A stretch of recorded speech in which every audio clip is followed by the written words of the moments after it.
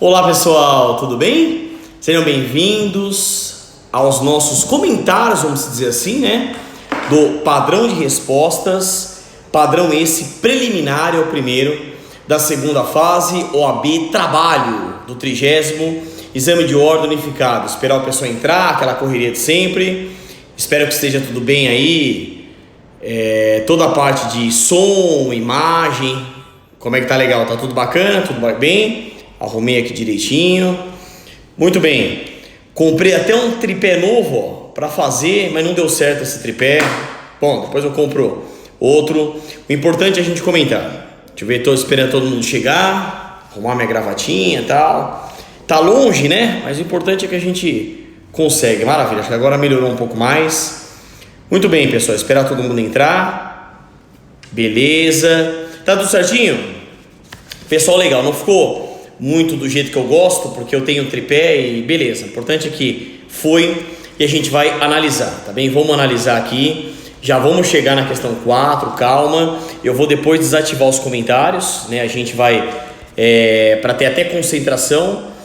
Parte de repescagem, não vou falar hoje, tá? Isso será em momento oportuno. Também a parte de recursos, não vou falar hoje. A gente vai focar naquilo que importa, tá? A gente vai anotar aí a questão do, vamos dizer assim, do que importa.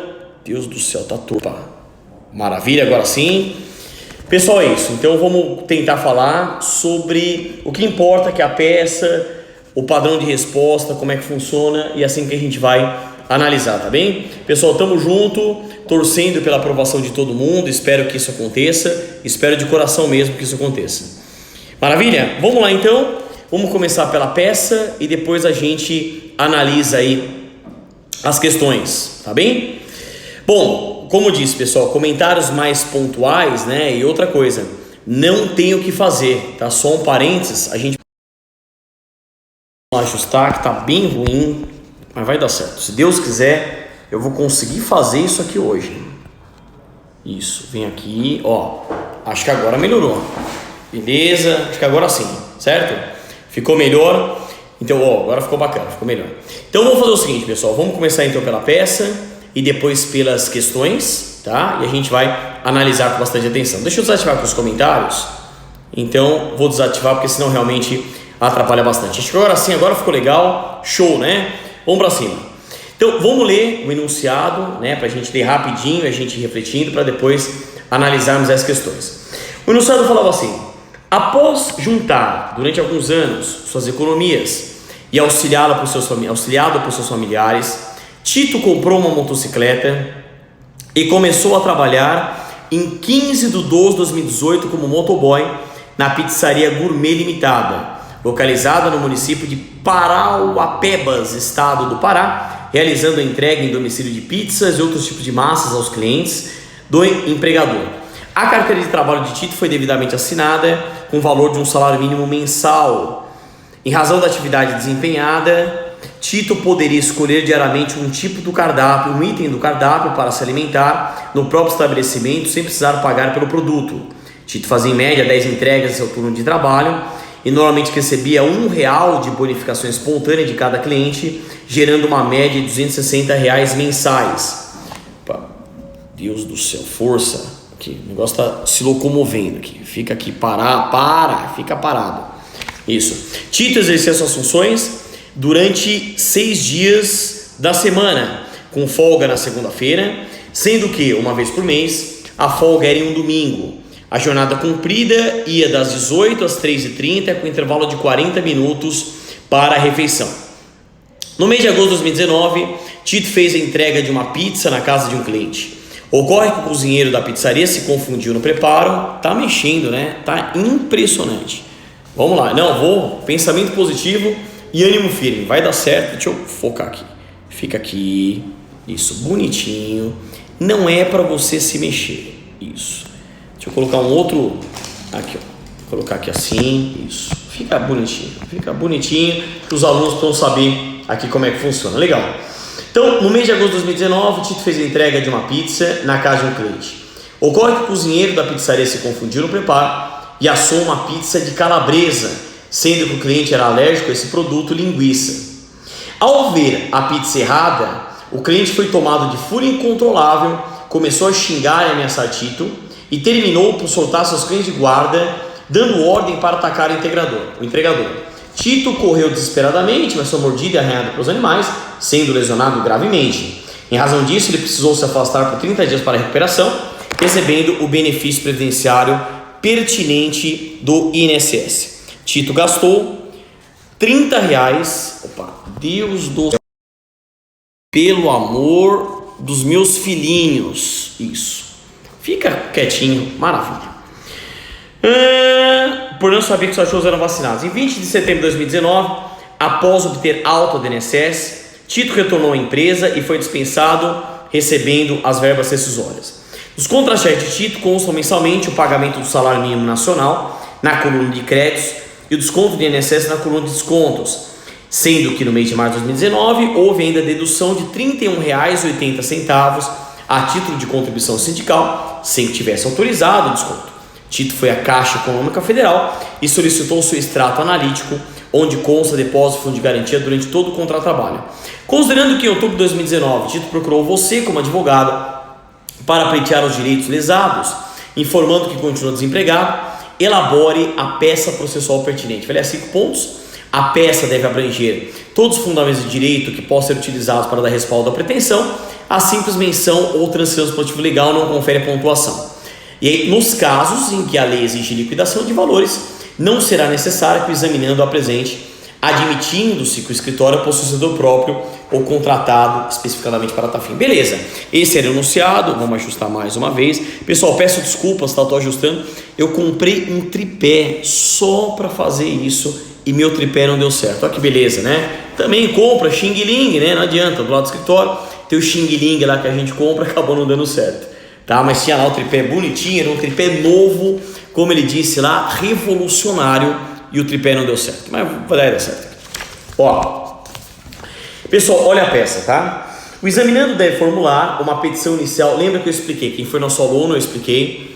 Vem petição inicial ou vem reclamação trabalhista, tanto faz. Já teve aluno que mandou direct, eu estou respondendo ainda, pessoal. Recebi, pra vocês terem uma ideia, mais de 300 directs, tá? Então, mas petição inicial como reclamação trabalhista, tanto faz, tá tudo certo, tá?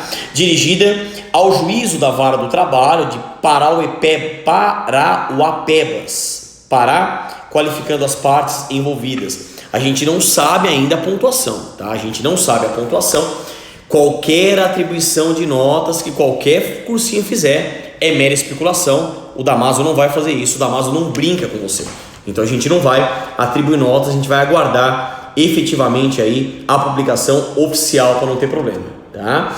E aí, pessoal, artigo 840, parágrafo 1º da CLT, combinado com o artigo 319 do Código de Processo Civil, aplicado subsidiária subjetivamente ao processo de trabalho, por força do 769 da CLT e do 15 do CPC. Quem fez Damaso sabe o quanto a gente treinou isso, o quanto a gente trabalhou essas questões. Legal.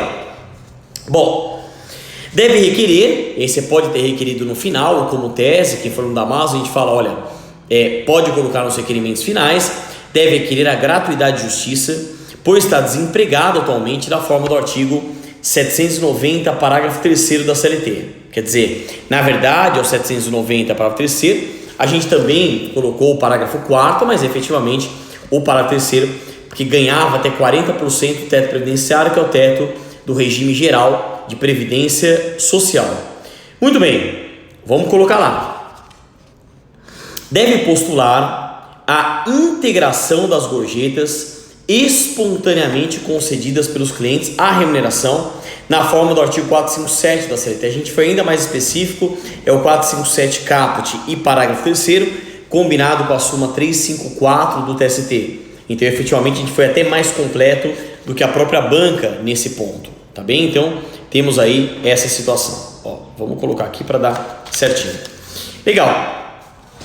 Próxima tese, deve requerer a retificação de sua carteira de trabalho para que conste a média das gorjetas recebidas, conforme o artigo 29, parágrafo 1º da CLT. Realmente surpreendeu essa tese, né? Você pode retificar a carteira nesse sentido, pela média, tudo bem, vocês acabaram colocando como tese. A gente acha que cada tese vai valer mais ou menos aí 0,40, né?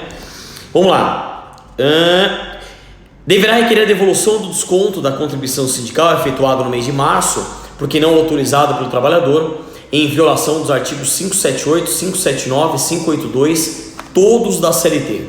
Olha só, aqui a gente explicou bastante isso no curso. Esse foi um dos grandes pontos da reforma trabalhista, que a contribuição sindical ela deixou de ser obrigatória e passou a ser facultativa, e nós indicamos ontem, e aí assista lá na TV Damásio, curso Damásio lá no canal no YouTube, artigos 578, 579 e 582, todos da própria CLT, tá bem? Vamos lá, o que mais? Deverá requerer o pagamento de horas extras pelo excesso de 8 horas diárias ou 44 semanais, preso no artigo 7º, inciso 3 da Constituição Federal e no artigo 58 da CLT. A gente também mencionou o inciso 16, que é do adicional de hora extra. A gente vai ter que aguardar mesmo a atribuição de notas lá no dia 23. Também deverá requerer o pagamento de 20 minutos de horas extras diárias pela pausa alimentar, concedida parcialmente conforme artigo 71, parágrafo 4º da CLT. Tá? Tudo bem? Deverá requerer o pagamento do adicional noturno na jornada realizada a partir das 22 horas, conforme artigo 73 da CLT. Eles nem colocaram nem se era parágrafo, se era caput, e depois veja lá o nosso gabarito, o nosso padrão de respostas, realmente estava mais completo até do que esse aqui, né? Eles não cobraram de novo a hora noturna ficto reduzida, não cobraram de novo a hora noturna ficto reduzida, que a gente acha que caberia, mas aí não é uma falha, porque eles mantiveram o padrão que da outra vez eles não tinham cobrado, também acabaram cobrando aí dessa vez, tá? Minto, não cobraram da outra vez e não cobraram agora de novo, tá? Legal, o que mais? Deverá requerer a reintegração no emprego pela estabilidade não observada em razão do acidente do trabalho, conforme artigo 118 e artigo 21, inciso 2, a linha A, da Lei 8.203/91, que é a Lei de Benefício da Previdência Social, uma tese que a gente viu, clássica, né? Não estava pedindo aqui a tutela antecipada, a tutela provisória. Então a gente acha que eles poderiam aceitar por ser um caso de estabilidade. Não cobraram, como já aconteceu. Nem sempre, quando você perde a reintegração, é via tutela antecipada, ela pode vir na sentença. Eles não cobraram aqui, tá? Deverá requerer o pagamento de indenização pelo gasto com a vacina antirrábida, dano emergente, conforme o artigo 186 e o 927, ambos do Código Civil. Quem foi aluno da Maso, a gente ainda explica que quando você cita o Código Civil é por força do artigo 8º, parágrafo 1º da CLT. Meu Deus do céu, calma aí. Quer ver? Vai resolver agora? Quer valer resolver? Agora resolve. Não, piorou. Piorou. Deixa eu ver se piora. Ó, parou. Pô, fica até emocionado. Agora parou. Vou pegar até o lenço agora. Agora fiquei emocionado. Muito bem. O que mais? Deverá requerer o pagamento do adicional de periculosidade por trabalhar com motocicleta na forma do artigo 193, parágrafo 4º. Parou nada, né? 193, parágrafo 4º. Olha aqui, pessoal, isso já tinha caído lá na primeira fase, quer dizer, a primeira fase cobrou isso aqui, e aí, pessoal, vamos ver o seguinte, ó. Putz, isso vai ficar muito ruim. Juro que eu tô tentando, pessoal, eu tô tentando. Pera aí, não é possível um negócio desse. Putz, agora, tive uma ideia melhor, você vê? Eu fiz 3 anos de engenharia, aí às vezes serve para alguma coisa, né? Tá aqui, ó. Putz, agora sim. Agora vai firme.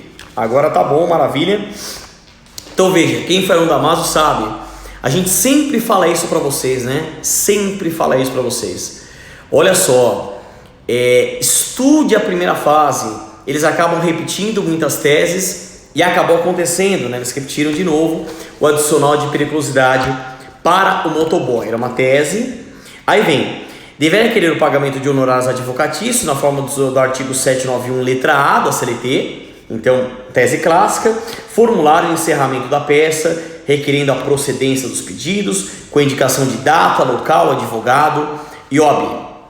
Olha só, então, o que eles não colocaram? Eles não colocaram a tese que a gente identificou da integração do salário in natura, que seria com base no artigo 458 da CLT, especialmente o CAPT, a alimentação. Porque está falando aqui que Tito poderia escolher diariamente um item no cardápio para se alimentar no próprio estabelecimento, sem precisar pagar pelo produto. Olha, essa é uma tese que eu te falo na prática. Na minha militância prática, muito difícil ganhar. Conversei com o Marquinhos, que é juiz do trabalho, muito difícil ele dar. Mas como o exame de ordem em tese não dá nenhuma informação à toa, seria mais uma tese nesse sentido, mas acabou não vindo. Vamos ter que aguardar o dia 23 lá. E pessoal, todo mundo, como eu coloquei, será que vai ter prejuízo, será que não vai ter prejuízo? Não tem como saber. A nossa resposta é até vazia. A gente vai responder assim, vamos aguardar o dia 23, não tem jeito, né? Tudo bem? Então a peça era essa, vamos às questões. A única questão que efetivamente teve problema foi a questão 4, que a gente vai chegar lá. Questão 1. Pedro e Guilherme trabalhavam de segunda a sexta-feira como auxiliares técnicos em uma mineradora. Em determinada tarde de um final de semana, enquanto passeavam em um shopping da cidade, Pedro encontrou Guilherme. Por motivo fútil, eles discutiram por um lugar na fila para comprar ingresso para uma sessão de cinema. Irritado, Pedro agrediu Guilherme com socos e tapas, que não reagiu e teve de ser hospitalizado para cuidar das lesões sofridas. A notícia se espalhou rapidamente, de modo que na segunda-feira seguinte, todos os empregados da mineradora sabiam e comentavam o ocorrido. Aliás, diziam que Pedro era reincidente nesse tipo de situação, pois no passado havia agredido fisicamente outro auxiliar técnico, também colega de trabalho, no estádio de futebol, pois torciam para times diferentes. Diante da situação retratada dos termos da CLT, responda às indagações a seguir. Caso Pedro fosse dispensado por justa causa, em razão da ofensa física praticada contra Guilherme, que tese ao ser contratado por Pedro, advogaria em favor dele para tentar reverter a modalidade de dispensa, justifique, faria 065, e B, se a empresa tivesse cumprido o contrato de Pedro e este não retornasse à sede do desempregador na data designada para reter seus direitos, que medida judicial você, contratado como advogado da empresa, adotaria justifique 060, e como eles sempre colocam lá, o examinando deve fundamentar suas respostas, a mera ação dispositiva legal não confere a pontuação. Pessoal, aqui não tinha problema, deve ser suscitado que a agressão contra colega de trabalho, de mesmo nível, somente pode caracterizar a falta grave e ensejar a dispensa por justa causa, se for praticada no serviço. Artigo 482, a linha G da CLT, o que não foi o caso. Nós temos o princípio da legalidade, taxatividade ou tipicidade no que concerne as hipóteses lá de justa causa. Eu não posso inventar uma justa causa e não posso enquadrar, vamos dizer assim, por aproximação, tá? Então, portanto, não era caso, não há nenhum problema, os alunos foram bem aqui. E na B, pessoal, não dava para errar, né? Realmente caiu na última segunda fase, explicamos isso no curso exaustivamente. O correto seria o ajustamento de ação de consignação e pagamento para ofertar as verbas devidas na forma do artigo 539 do CPC ou do 769 da CLT. Quer dizer, não tem mistério, tá? Então essa primeira, nenhum problema. Questão 2. Em sentença prolatada por uma vara do trabalho, o juiz condenou a empresa ao pagamento dos adicionais de insalubridade e periculosidade ao reclamante. Inclusive foi tema do meu gabaritando a peça, já que a perícia realizada nos autos comprovou que havia agente agressor à saúde do trabalhador e que as condições de trabalho geravam acentuado risco de morte. Na sentença, o juiz ainda condenou o ex-empregador a devolver ao autor o valor dos honorários do assistente técnico contratado pelo trabalhador. Inconformada, a empresa contrata você como advogado para recorrer. Considerando a situação posta, os termos da CLT e o entendimento consolidado do TST, responda às indagações a seguir. Que tese jurídica você apresentaria em relação ao deferimento dos adicionais de periculosidade e insalubridade justifique 065? E que tese jurídica você apresentaria em relação à condenação de devolução dos honorários do assistente técnico justifique valendo 060? O examinando deve fundamentar suas respostas. A mera ação dispositiva legal não confere a pontuação. Vamos lá.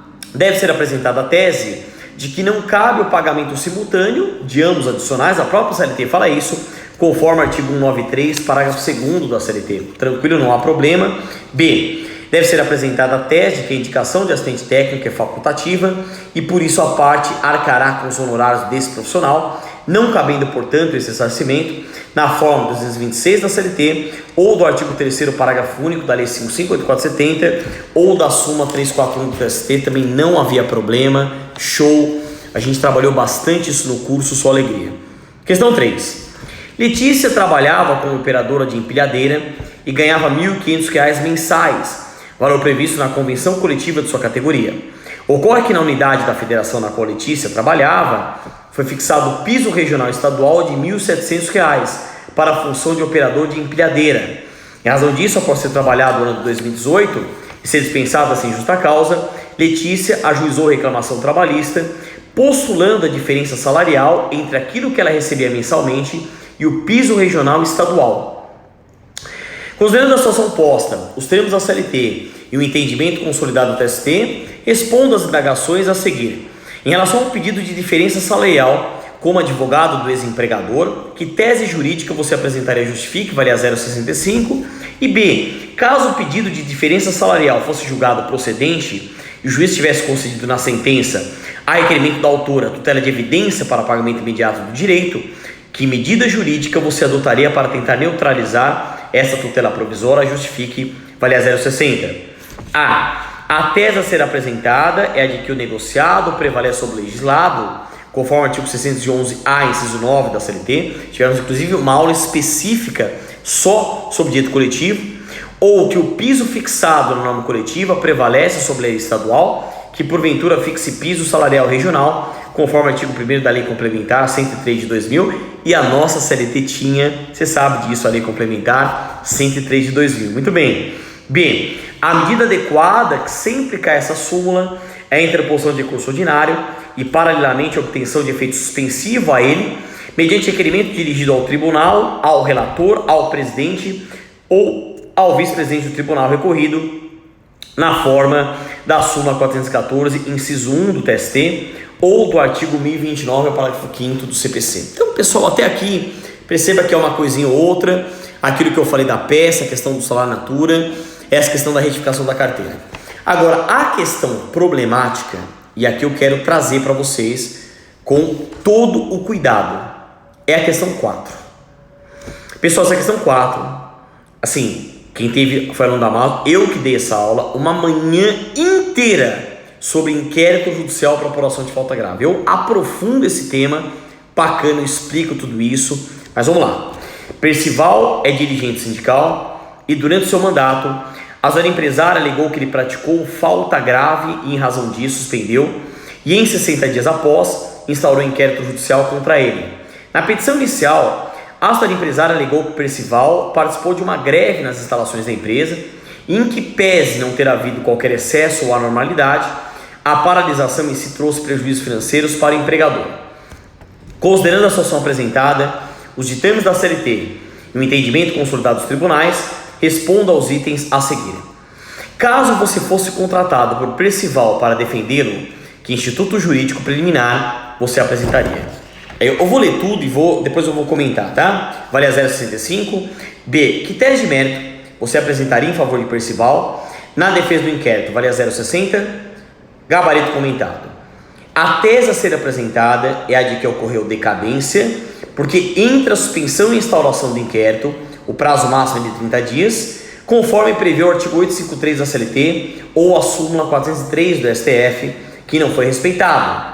B, na defesa dos interesses do trabalhador, deve ser sustentado que a adesão simples e pacífica à greve não caracteriza falta grave, na forma da súmula 316 do STF. Bom, essa questão, ela não apresentaria maiores comentários se eles não tivessem colocado a palavra preliminar e mérito. Vamos lá. O inquérito judicial para apuração de falta grave é ação de conhecimento, de rito especial, de natureza desconstitutiva, que visa a resolução do contrato individual de trabalho do empregado estável mediante comprovação judicial de falta grave por ele cometida. Está lá nos artigos 494, 853 a 855 da CLT. Muito bem. E havia dúvida, né, se a primeira suspensão do empregado era obrigatória ou facultativa? Bom, em resumo, qual é a posição que prevalece na doutrina e na jurisprudência? Que esse prazo ele é decadencial e não prescricional, porque pela teoria geral do processo, uma ação de natureza desconstitutiva ou constitutivo negativa apresenta prazo decadencial e não prescricional de 30 dias contados da data da suspensão do empregado. Tanto que nós temos a súmula 403 do Supremo Tribunal Federal e a própria súmula 62 do TST, que também corrobora esse entendimento. Muito bem. Há uma polêmica doutrinária e jurisprudencial sobre o enquadramento da decadência, bem como da prescrição. Qual é a posição que prevalece e a própria OAB adota isso? Eu uso a palavra preliminar no caso de vício processual. Por quê? Quando eu falo em elaboração da contestação, vamos lembrar isso, eu tenho dois princípios que regem a elaboração da contestação.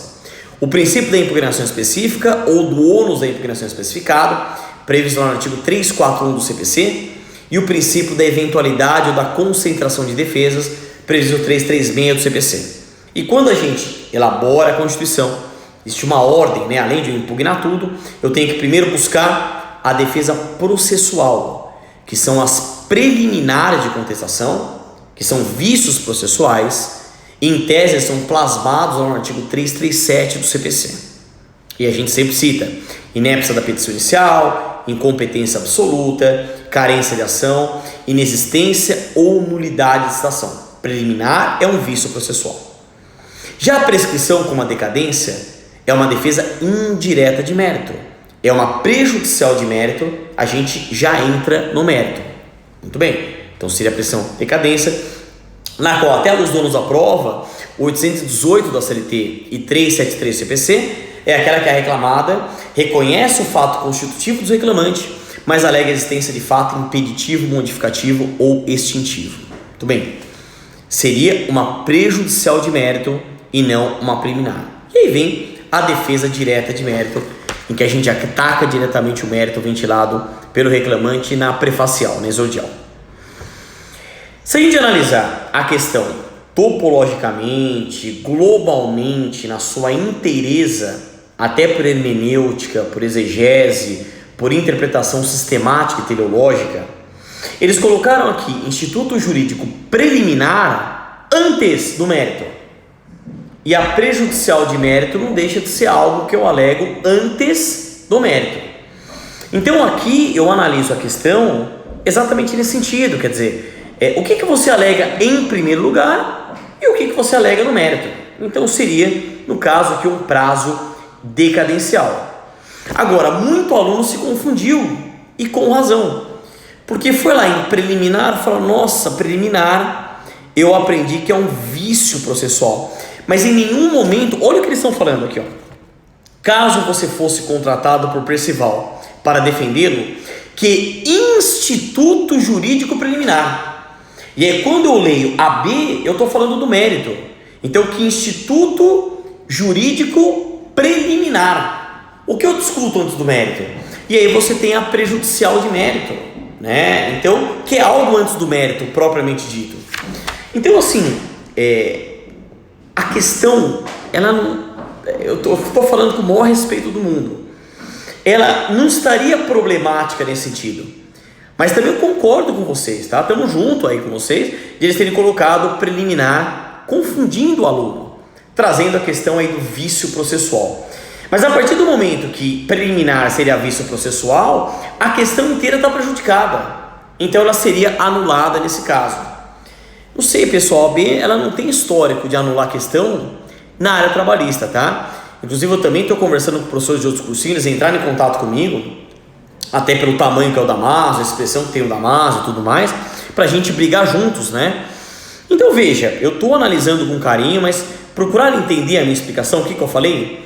De instituto jurídico preliminar, no sentido de algo que eu alego antes vício processual. Bom, eu vou ativar aqui os comentários. Espero que tenham gostado. Eu procurei fazer uma análise exauriente. Veja, a gente já está há mais de meia hora falando sobre isso, tá? E estamos brigando, tá? Estamos brigando por vocês. Eu estou torcendo de coração pela aprovação de todos vocês. O que eu mais quero é que dia 23 todos sejam aprovados e ganhem de presente de Natal e Ano Novo isso, e que 2020 aí você já inicia aí realmente advogados, doutores e doutoras, o que a gente precisa, tá? Mas trouxe toda a explicação. Para quem perdeu, vou salvar lá no meu canal no YouTube, então é só entrar lá, Leone Pereira, faz a sua inscrição, ativa os comentários para você ter acesso a tudo. Comentei a 4A, comentei a 4B, não adianta, tá certo, né? A 4B é isso mesmo, a simples adesão, a greve, aí a B não tem problema, seria a quarta A mesmo, é que daí a quarta inteira estaria problemática, tá? Então, nós temos aí Professor Diego, aí também, grande professor, tamo junto, procurei trazer toda a explicação para vocês e entenderam, né? Procurei trazer a parte técnica, há realmente discussão doutrinária com respaldo jurisprudencial sobre enquadramento da decadência da prescrição, se é preliminar, prejudicial de mérito, tudo isso a gente vai trazer para vocês, estamos conversando. Olha lá, pessoal, questão de atribuição de nota de coração, aqui no Damaso a gente não vai fazer isso. Não vai brincar com vocês, eu falo com todo o respeito a quem eu faça, mas a gente tem um trabalho sério, dedicado, de mais de 10 anos, a gente não vai ficar brincando com nota, tem que esperar o dia 23, aí no dia 23 a gente consegue verificar qual é a atribuição de notas, tá? Também concordo, não deveria colocar questões polêmicas, etc, mas não adianta, pessoal, já caiu, vamos aguardar aí, né, toda a movimentação. Vão acompanhando nas redes sociais e mais uma vez, entra lá no meu canal no YouTube, faz a inscrição, ativa as notificações, tá bem? Pessoal, é isso, vamos se falando, aquele pensamento positivo, ânimo firme, tudo de bom para vocês e até o nosso próximo encontro.